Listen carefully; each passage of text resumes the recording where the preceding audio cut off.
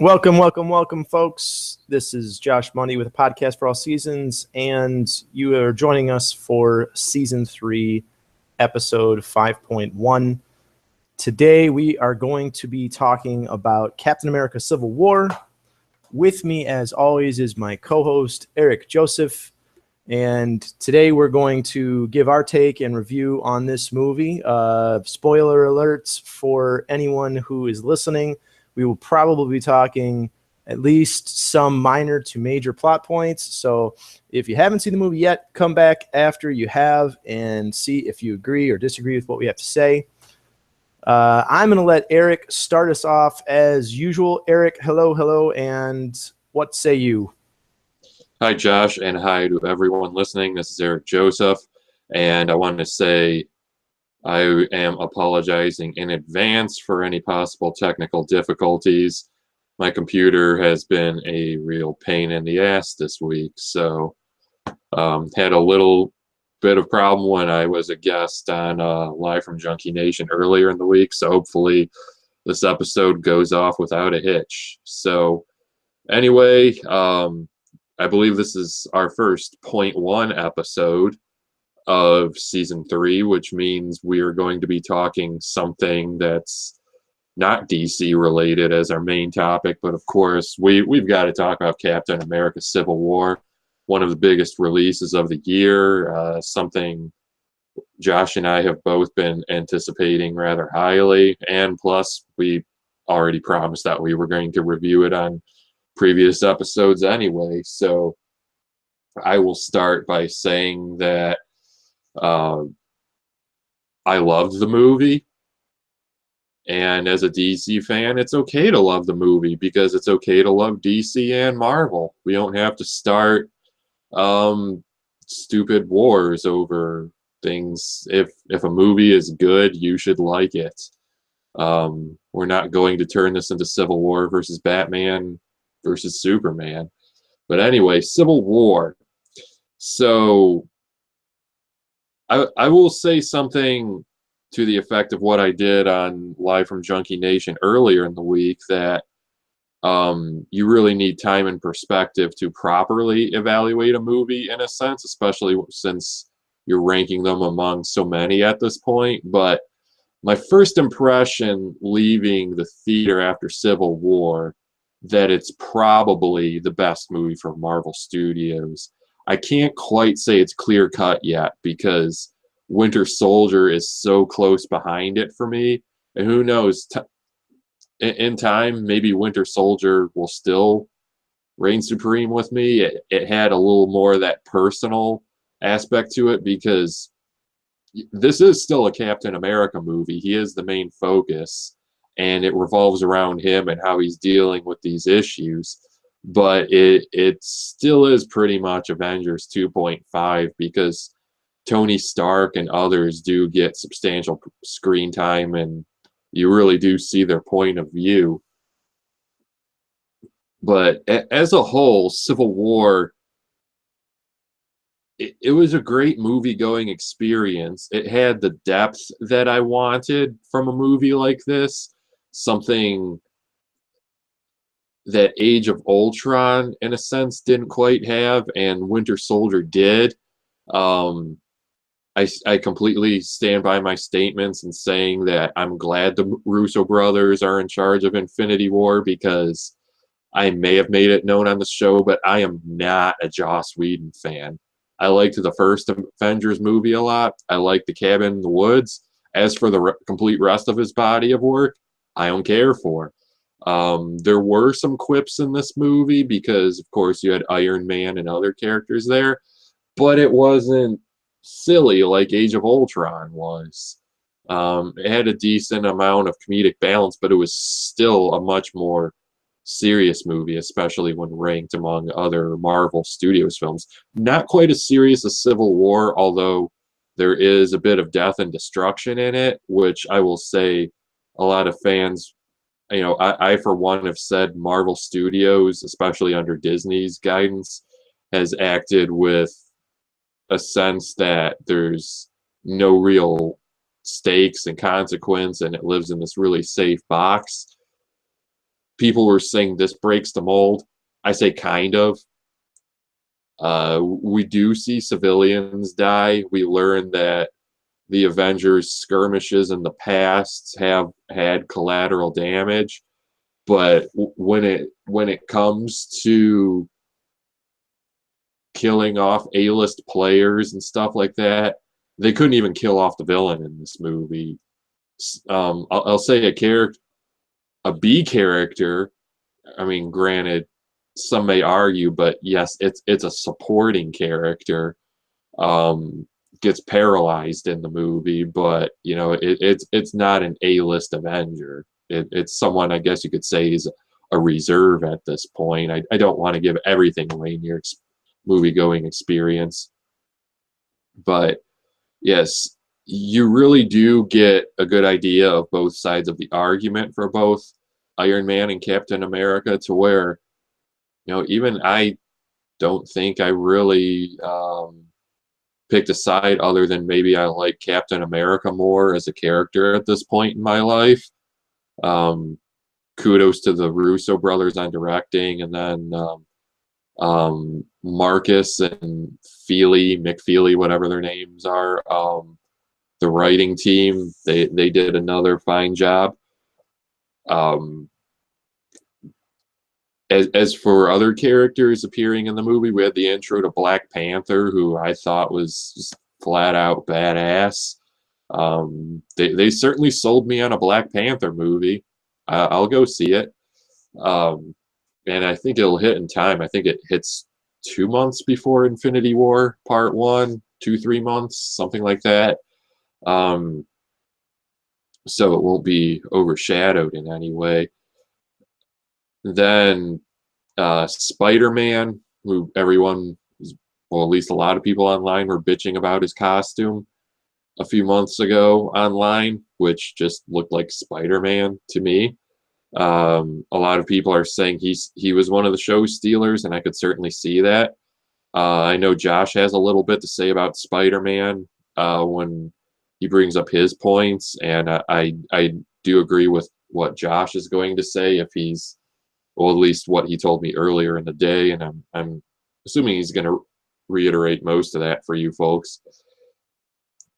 But it really was a good representation of Spider-Man. I wouldn't quite say he's a show stealer, but I really enjoyed him. I wouldn't say he's the greatest live action Spider-Man quite yet, as some are saying, because I still give that to Andrew Garfield. I need to see Tom Holland in Spider-Man Homecoming in his own full-length film. Then I'll make a judgment, but I do like what I've seen from Tom Holland. Just my only, I don't even know if you want to call it a complaint, but I think that Spider-Man's appearance may confuse casual moviegoers. I mean, myself, Josh, those listening at home, we all knew this was coming. We knew this was a rebooted Spider-Man, but for those of us who don't keep up with movie news like this, I mean, think of the average moviegoer who just sees these when they come out. 2 years ago, Andrew Garfield was on the big screen, so they're probably sitting there wondering, where's Andrew Garfield, and not quite aware this is a rebooted Spider-Man already. And they're looking at the screen, and granted, they gave us hints. This guy's been at it for 6 months. He's still running around in blue and red sweats, excuse me. And it's Tony Stark that gives him his new, or rather iconic, Spider-Man costume. So I guess in a sense, Marvel's hitting the ground running with this guy, but eventually we'll probably see him. Spider-Man Homecoming is still early in his career, to the sense where they can build a world for him, but I certainly do hope that we have,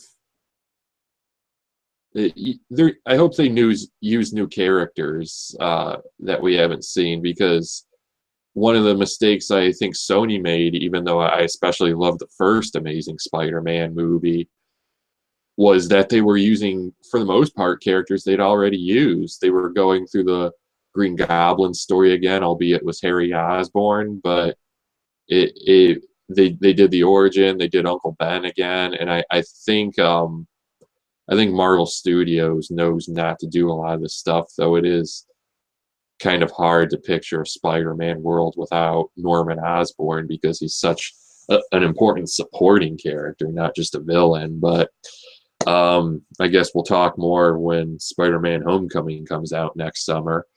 Uh, yeah, the movie I thought did have a few shortcomings. Baron Zemo, despite this being possibly my favorite Marvel movie, I thought he was the weakest villain yet. I mean, granted, he was a not a bad villain, and he had his motivation, but it wasn't just he wasn't Baron Zemo, the super villain. This would be a fine villain for like a Liam Neeson movie, like if you've seen Nonstop or something like that. I think that in a way had a similar reveal to how they did their villains, but it just if we're going for a quote unquote real world type villain, I think Alexander Pierce and Winter Soldier was much more well fleshed out and well executed than Helmet Zemo in this. I believe his first name is Helmet, but anyway, he was more so in a way there to put a face to the actual devastation in the movie and a way to get the Avengers to fight each other. I mean, Lex Luthor still did that in Batman versus Superman, but I mean, come on, it's Lex Luthor, and regardless of how you felt about Jesse Eisenberg's performance, Luthor was way more fleshed out in that movie. And the ending, which I won't spoil, but I thought the ending was kind of flat. I was surprised the credits hit when they did. Um, I was expecting something major to happen, and it, like I said, I'm not really giving anything away here, but I more so got the sense that, hey, we fought, but we're going to be friends again in Infinity War, and it kind of did tie things up a bit in this. The choreography in this movie for the fight scenes, the action, it was absolutely off the charts. Some of the best fight scenes with Black Widow. Then the airport scene with all the heroes fighting each other. I mean, you've probably seen it on social media. Spoiled Giant Man's in this, and that actually allowed me to give a shit about the Scott Lang character because, as many of you know, I didn't care about the Ant-Man movie. Saw it once. Don't care if I ever see it again. It's some of the stunts in this movie, I'd say, were Matrix level cool. I really like how they execute. I mean, even stuff as Ant-Man, like when he went inside Iron Man's costume, that was cool. But great use of the Falcon and other characters. I think the Russos probably worked really hand in hand with their fight choreographers on this, but everything just flows seamlessly. It's probably the best juggling and execution of an ensemble superhero movie we've seen in live action, but at this point there's not much to compare it to other than two Avengers films and the X-Men. I wouldn't quite call Batman versus Superman an ensemble film. I'd say it's maybe more of a team up versus movie. Justice League obviously is going to be a much different beast. But as the movie was going on, I was just like, wow, wow, wow, this is really going to be my favorite Marvel film. But the ending just it left something to be desired. But still, high recommendation from me. I'll probably have to see it again, and with, as I said, time and perspective, things could change for me. I'm willing to give it a 9 out of 10. Probably would have gotten a 9.5 if I had liked the ending a bit more. I'll say that. Nine, of course, as I said, I'm not trying to start a fanboy war here, but people are going to want to know my opinion. So later on, I invite Josh to give his opinion too of how I would stack it against Batman versus Superman. As you may remember, 9 was also what I gave Batman versus Superman. So in a way, I'm ranking them equally, but my first impressions right now, I'm giving the slight edge to Civil War. But time could change that, because 2012, when we had the Avengers and the Dark Knight Rises, which were, two highly anticipated movies at that time, with repeated viewings, after my second viewing of the Dark Knight Rises, it was clear to me that was the movie I preferred of the two, just because I like more serious superhero movies, more gravitas, and I'm not going to debate those movies right now because those aren't our focus. But as I said, Civil War may get the slight edge right now, but I have a feeling that neither Civil War or Batman vs Superman will be my favorite comic book movie of 2016. I have this deep feeling, because I'm really liking what I see of X-Men Apocalypse, and I have a feeling about that, and I loved Days of Future Past, so I'm going in with high hopes, and I just really have this positive feeling about Suicide Squad. So, Doctor Strange looks cool, but I don't feel it's going to rank as among the others, but we'll see when the year is wrapped. But anyway, I've gone on for a bit. Josh, your thoughts on Civil War?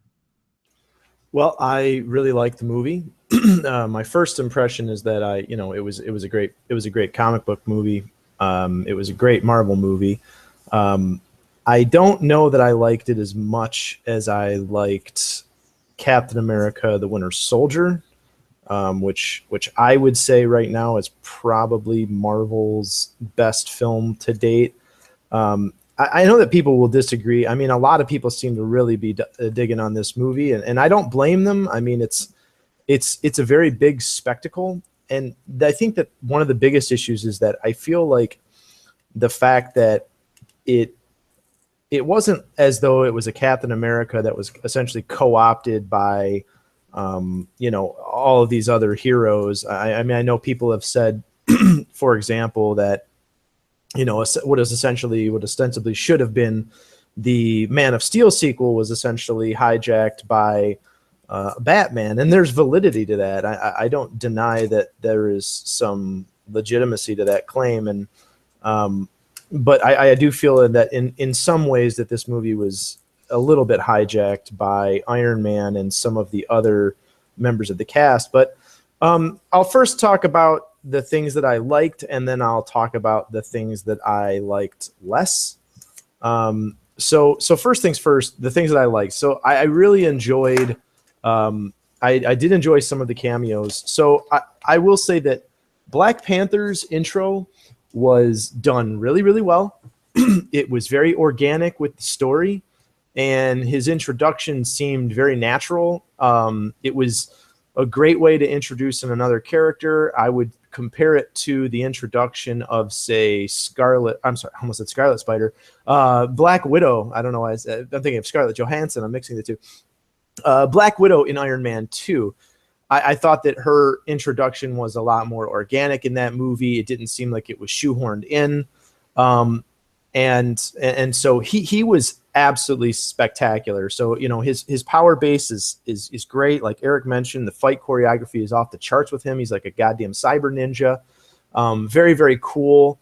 I actually really liked the actor who played him. Gave him a lot of that gravitas that me and Eric do tend to like more in our comic book movies. They gave him that regality that a prince and a inevitably king is supposed to have. Spoiler: his father T'Chaka dies in this movie, and that insinuates him into the plot.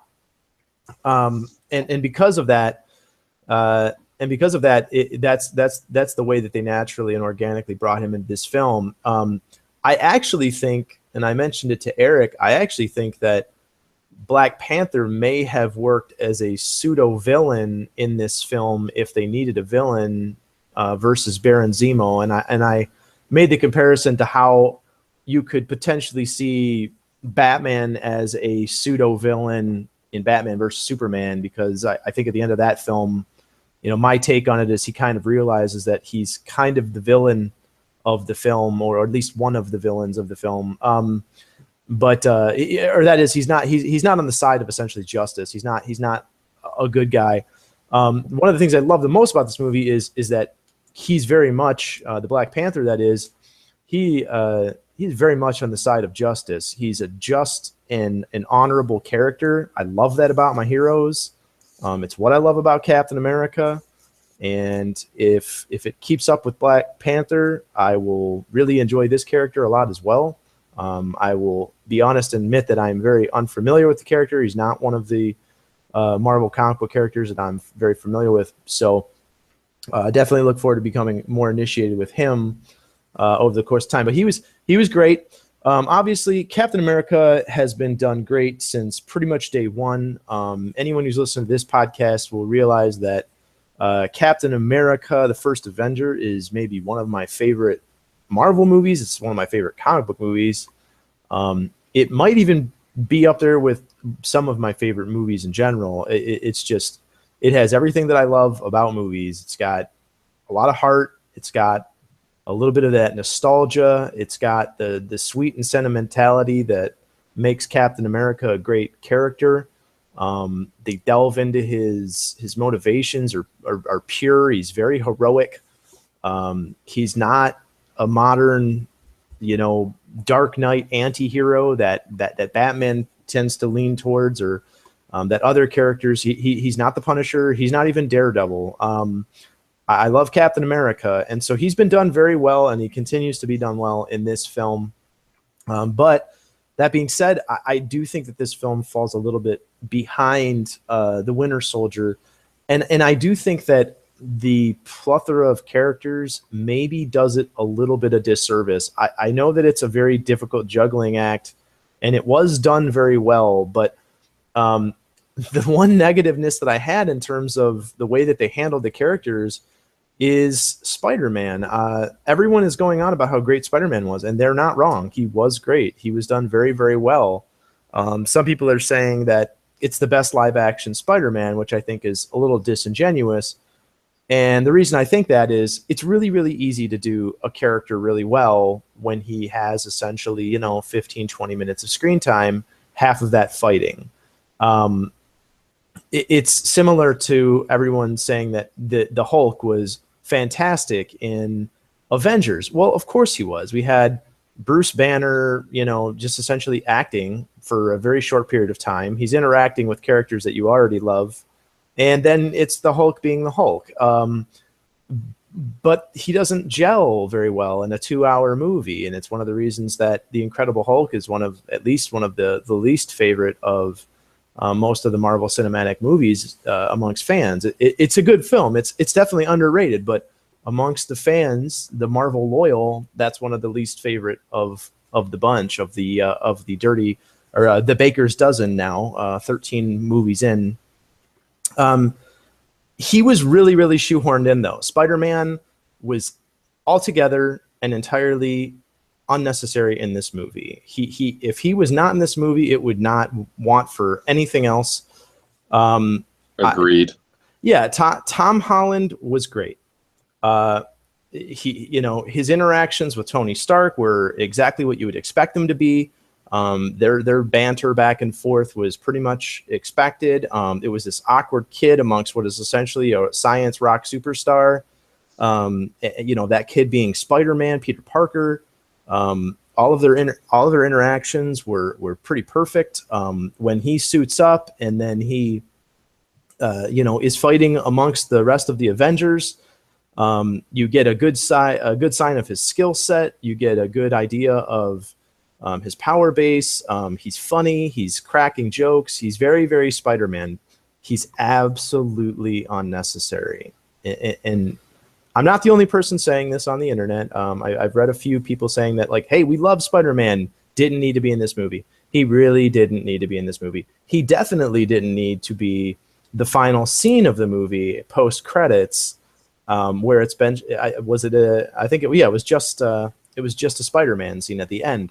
Yeah, it essentially looked like a toy commercial. Like, hey, I want to go out and buy that little hologram thing he has on his wrist. Yeah, I want to buy the cool Spider-Man web shooter hologram thing. Yeah, no, I mean, again, was it well acted? Absolutely. Was the character well done? Was it very Spider-Man? He's cracking jokes, which is, guess what? That's what Spider-Man is. I don't want to see that in Iron Man 3 non-stop comedy romp. I do expect that from Spider-Man, just like I expect it from Deadpool. I don't expect it from Thor. Okay, I don't need more humor added to Thor Ragnarok, but we're getting off course now. But I do think that he was shoehorned in completely unnecessarily. I understand the need and the story. Spider-Man plays a big part in Civil War. Guess what? He doesn't play a big part in this. Not a big part at all. He's not even like in the same context as he is in the comic book. No, yeah, he doesn't come in the same context that he does in the book. He doesn't change sides like he does in the book. He doesn't have the weight that he does in the book, and because of that, I just don't see why they felt the need to put him in this movie. Again, we're not comparing this to Batman versus Superman, but people said that the cameos in that movie were a little shoehorned in, and that can be argued. I will say that they are a lot less shoehorned in, and they are basically minor vignettes.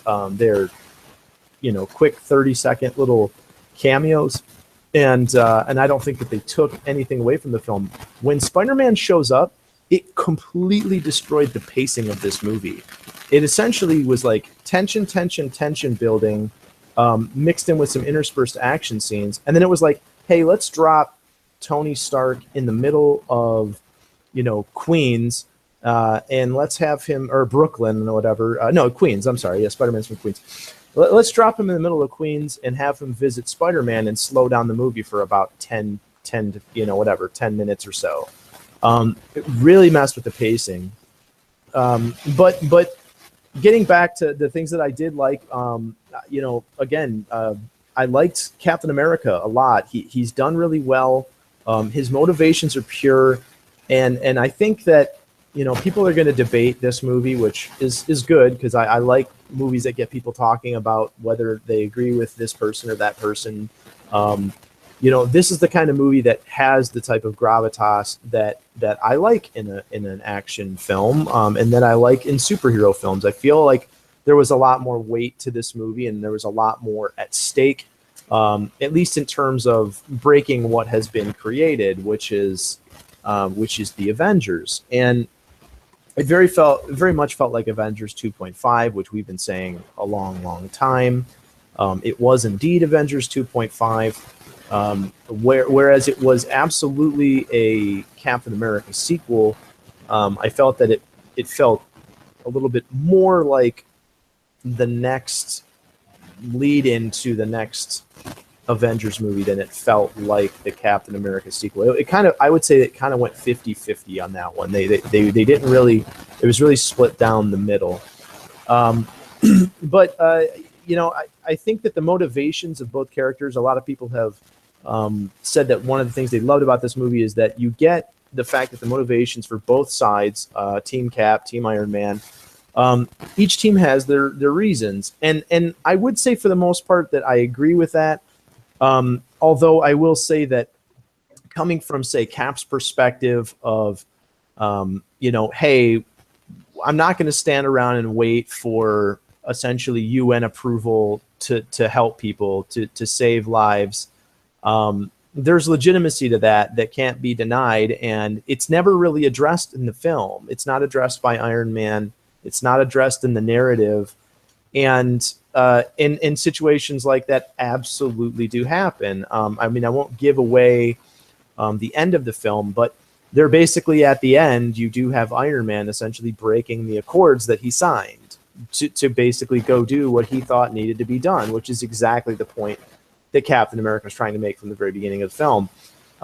So in that way, I would say that Captain America's argument wins, if not his side wins. I would say that unlike the books where there's a decisive victory in the Team Iron Man side, I feel like the victory was half-heartedly a little bit both sides, maybe leaning a little bit more towards Captain America.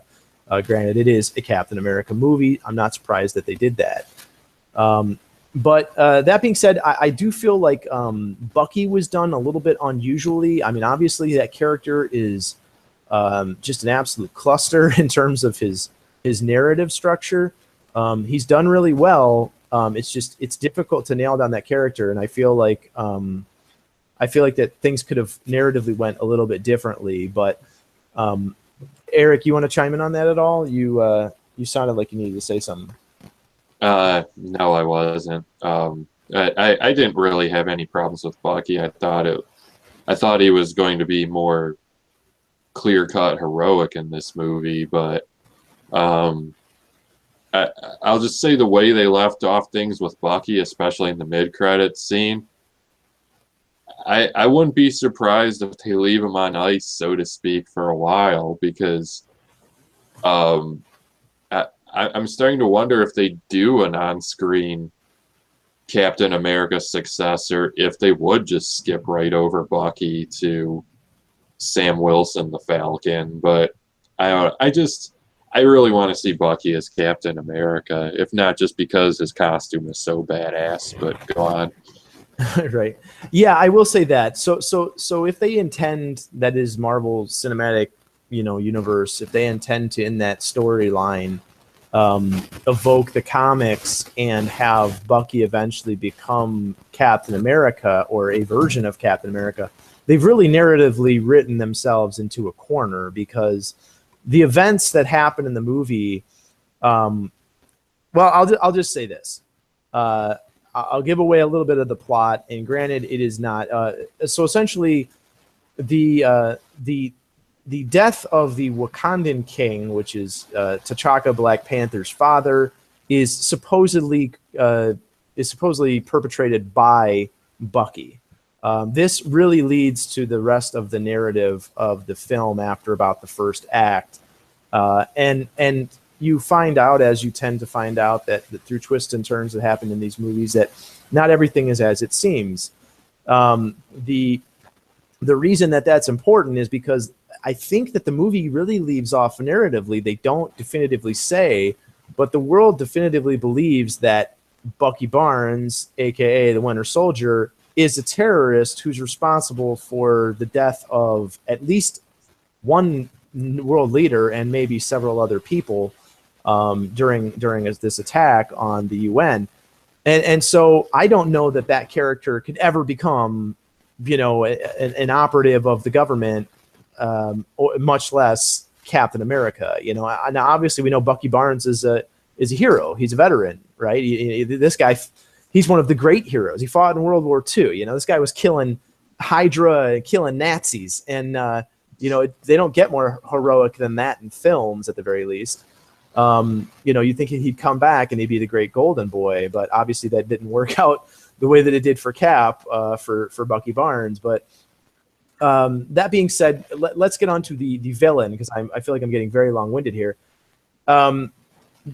So Baron Zemo, aka Colonel Helmut Zemo, which I think he's the son of the original Zemo in the comic books. I'll have to ask my buddy Eric Rose about that one. He's a big because I think they used Baron Zemo in the Captain America Super Soldier game that was a tie-in to the first Avenger. Now we can argue whether or not video games are canonical, but I unfortunately didn't get to play that game. I heard it was good, but I do think Zemo was the villain in that game. So if they wanted to create any cross continuity, go on. I know that Helmut Zemo is Baron Zemo's son in the comic books. I believe he's the second villainous Baron Zemo, because obviously there's a line of succession. There's been like, dozens of Baron Zemos or whatever over the course of time. But anyway, that is neither here nor there, and it's unnecessary to this conversation. But I actually loved his motivations. I thought that his motivations were great. I thought that he was a good villain. I don't think that he was a great villain, and I do think that he's a very good actor. The actor's name is escaping me right now. I really liked him in Inglourious Bastards as well, which is the only thing else I've seen him in. He has a little bit of a weight to him. He's got a little bit of gravitas to just his portrayal. He seems like he's tortured. He seems like he has a nobleness and an honorableness to him, which is an odd choice for a villain, because he seems like he looks like a good guy. Now, granted, this is a guy who's also played Nazis, so that is again contradictory, and I think it's by design. This is a guy who seemed like a really likable Nazi in Inglourious Bastards. I mean, that should tell you everything that you need to know about his portrayal as Zemo in this film. He seems like a less nefarious. I will say this: he's not a comic book villain in this movie, and it's maybe the thing that I like the most about this villain. But what I said earlier about Black Panther having more passion and more motivation to be a pseudo villain, if they had decided to go that route, I feel like he lacked the passion, and I felt like he lacked like the heaviness that a villain should have had, in terms of, not only he should feel like he is really getting his just desserts. He should feel like he's really getting his revenge, especially at the end of the third act. His plan essentially comes to fruition, which I love a successful villain. He's essentially succeeded in his plan, for the most part, although he's not Ozymandias. He hasn't completely succeeded, but he's come very, very close to complete success of his plan, which I won't reveal. But it will be pretty obvious by the end of the film. He doesn't seem to revel in it. He doesn't seem to take joy in it. He doesn't seem to take. He doesn't even seem relief about it. And granted, I don't want to lead too much into the end of the film, but Eric did mention that he does not die. I particularly like the reason he doesn't die, and again, it has to do with the character of the Black Panther. Being that really honorable, really just character. I liked that I liked that ending for not only the Black Panther, but I actually liked that ending for Zemo. But he just didn't seem to have the oomph at the end that I felt like he should have as a villain. It's possible that might have been a weird little editing choice, the way that they kind of pan away from him at the end. It could have been the way it was acted or directed. I'm not 100% certain. It just seemed like it was something lacking for me particularly. But I know that it sounds like I'm giving a negative portrayal of this movie. I will say this: I really, really enjoyed this movie. I need to see it again. There was definitely some things that kept me from enjoying this movie as much as I probably could have. I sat very, very close to the screen, which I don't particularly enjoy. I was feeling not particularly well when I saw the movie, and unfortunately, I happened to also see the movie while being in not a particularly great mood. So that's a pretty good trifecta for not enjoying a film nearly as much as you should. So I'd like to see it again. And my opinion could change, but I will say I do love this film. It's definitely worth seeing. If you've enjoyed any of the other Marvel films, you absolutely do need to see this film. It is a culmination of a lot of what they've been building in this universe. Is it a perfect film? No, it is not a perfect film. People saying it is the most rousing success ever and the best superhero film ever, I disagree with that. I think it is very, very good. It's close to a perfect film. There are just a few little things here and there that keep it from absolutely succeeding. The things that absolutely did blow me away were Black Panther, amazing. Obviously, I love me some Cap, so he was great. I really loved Ant-Man in this movie. I thought that him going Giant Man was a great choice. It definitely made him a much bigger power in this movie, literally and figuratively in the Marvel Universe. Um, I actually did like Spider-Man, but again, for the reasons that I said, I don't think he was absolutely necessary in this film. And the Falcon, I thought that the Falcon really gelled in this movie. He showed us that he is a lot more than just Captain America's sidekick with wings. And on top of that, I would say Scarlet Witch. Her power seems to know no end. I'd love to see her develop more. She's definitely maybe Marvel's next powerhouse. And then for last, desserts, I'll throw in the Vision. Actually, that character continues to intrigue me, and he's a very pure and just character again, which was characteristics that I love. But I give this movie about an 8.5, which is just shy of the 9 that I gave Winter Soldier, because that movie did it on a lot of levels for me. And it had that sentimentality and that sweetness and that heart that the Captain America, the First Avenger had, that I loved so much. But if I'm comparing it, Eric requested that I do so. If I'm comparing it to Batman versus Superman, I would say that I liked it equally. I didn't like it less, for sure. I don't know that I liked it more. Again, I do need to see it again. I think that I could like it more on a second viewing. I will say this, though. I liked Batman versus Superman more on a second viewing than I did on the first. I loved it on the first viewing. I absolutely don't want anyone to assume that I don't like this movie based on some of the negativity. I'm just trying to be as thorough and honest as I can, because I know that the people who are going to be listening to this are going to be dissecting my every word and using it against me. But no, I really did enjoy this movie. It is an absolute must see, and I'll leave it at that. Eric, what else do you want to talk about? We've got about a good 10-15 minutes left. We can talk comics. I know we had free comic book day yesterday. Yeah, I'll give a brief mention of free comic book day before we wrap up. Josh unfortunately did not get to make it out. That was unfortunate, indeed.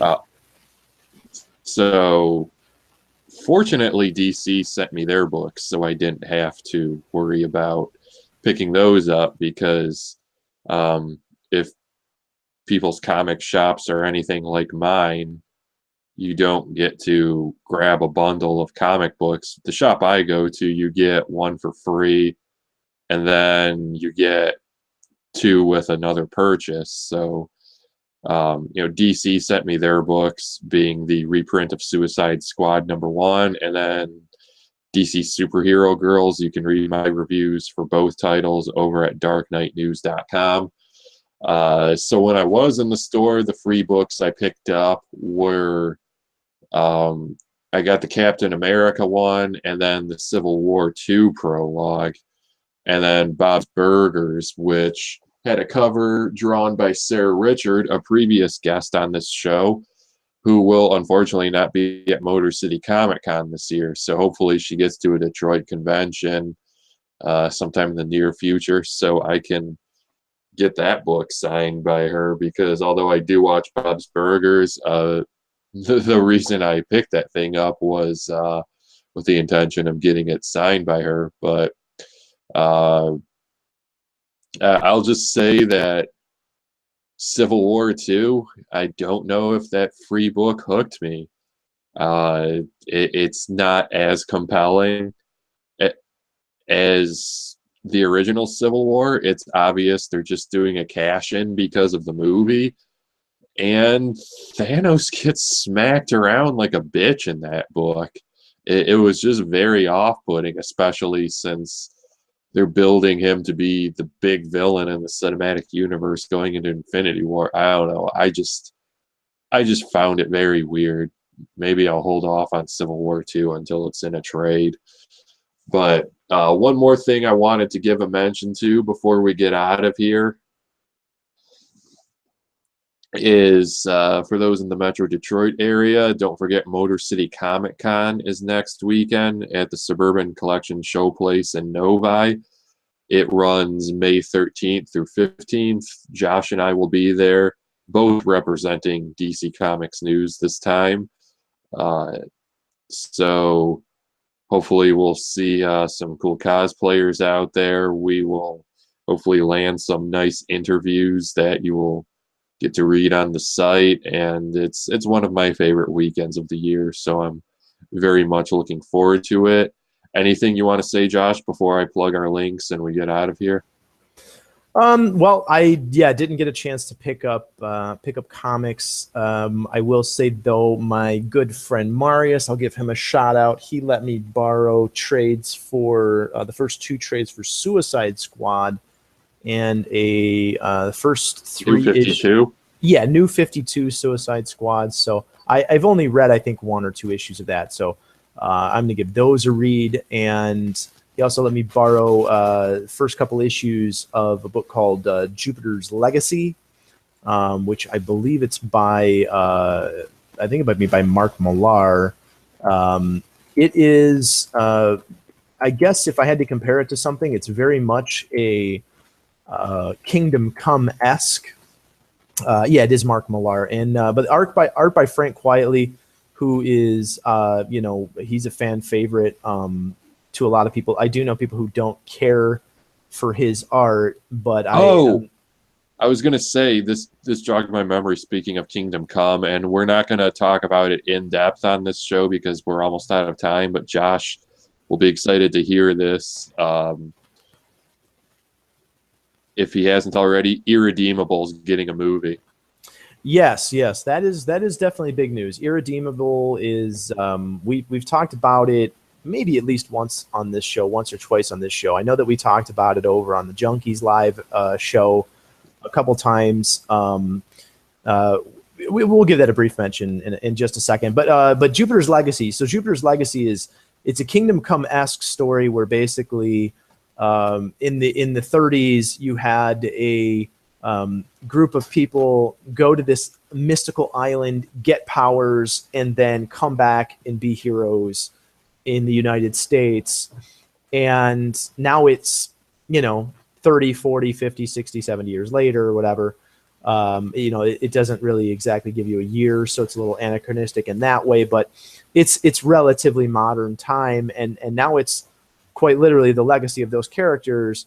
And the reason I say it's Kingdom Come-esque is because it's kind of like they're disillusioned at the fact that society has changed, the people have changed, the heroes themselves have changed. So it's definitely a good series, and I recommend checking it out to anybody who's looking for a good read outside of the main Marvel DC or even Image. I think it's an Image comic.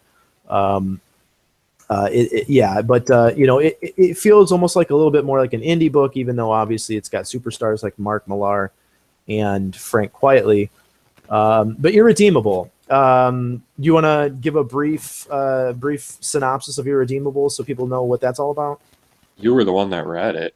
Oh, okay. I didn't know if you had read it or not. Yeah, so Irredeemable, it's essentially, I guess the best thing I could compare it to in popular culture is essentially the Justice League game, the recent Justice League game Injustice, where Superman essentially goes full bad guy and full despot. It's you essentially have the main character of the book is a Superman esque character with a sidekick, and he just goes off the reservation. He goes off the rails and goes full bad guy. Kills a lot of heroes. If you're not on my side, you're against me, kind of thing. And it shows him further going down and down and down the rabbit hole of not only insanity but evil as well, and it lives up to its name, Irredeemable. It's definitely a very good book. I think that's also an Image title, but I read the first, I want to say 20 some issues or whatnot. Thank you to my brother-in-law Jason for letting me go through his collection on that one. But It's a very, very cool story, and it is definitely going to be a very cool movie. People will probably see the similarities between that and Injustice, but this one definitely came first. So I guess you could say that Injustice has similarities to this, but yeah, that's pretty cool news. And it's a superhero film essentially outside of, again, the two big powerhouses of Marvel and DC. So that's going to be an interesting take. But that's what I've been reading. I've been reading Jupiter's Legacy, and I've been reading Suicide Squad recently. That's unfortunately what I'm going to have to state myself on, since I did not get free comic books yesterday. But yeah, why don't you wrap us up and take us out, Eric? That's right. Irredeemable came first. It's a very selfish lover. Anyway, yeah, I will say that we are aware our broadcasts have been a little more sporadic this year, but in the coming weeks, we do have plans within the next weeks, month or so.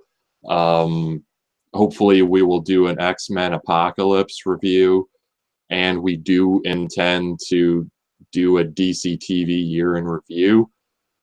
We should have some of the Culture Junkies guys on as guests for episodes coming up. We're on their show a decent amount, and we were hoping to have one for this particular episode, but we just weren't sure when this episode was going to happen. So, yeah, this episode kind of came together very last minute, as we were unsure when we were going to be able to have the time to broadcast together. But anyway, before we get out of here, I will urge you all to visit for all the latest Batman news across all forms of media and a ton of reviews, because I'm always getting swamped with free comic books. Check out darkknightnews.com for all the latest DC news across all forms of media. And as I said, our upcoming Motor City Comic Con coverage. Check out dccomicsnews.com.